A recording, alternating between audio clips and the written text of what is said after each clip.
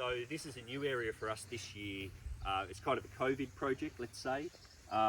It was originally rows of berries, and there's still a few berry rows in here, but it never did exceptionally well. We always had issues with flooding on certain points, and so this year what we did is we actually fenced this all off and put our pigs in here, which then dug the whole thing over.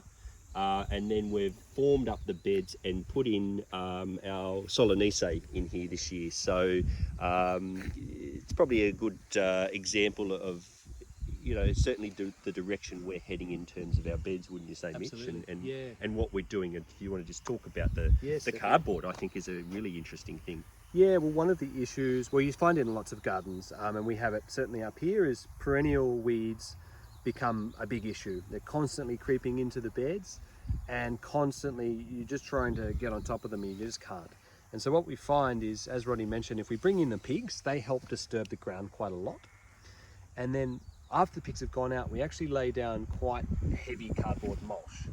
And then on top of that, you'll see that on the beds we've got our compost, and then in the paths, as we saw before, we've got our wood chips.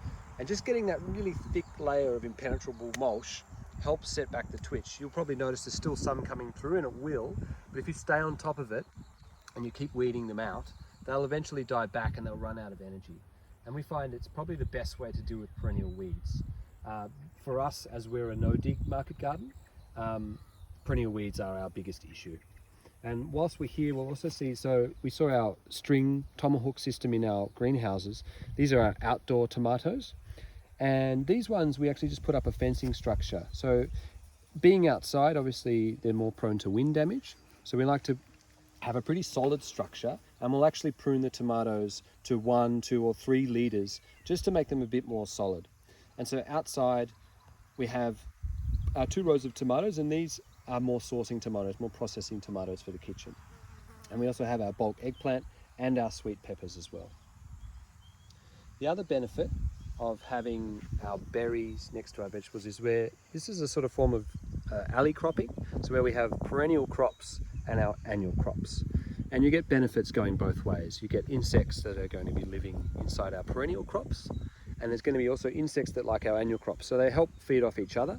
Also, the brambles will shade and protect our annual plants from wind. So it's something we like to explore further, and it's something that on our scale it's difficult to implement. We can only do small pieces, but on bigger gardens and bigger farms, alley cropping is becoming quite an important regenerative tool.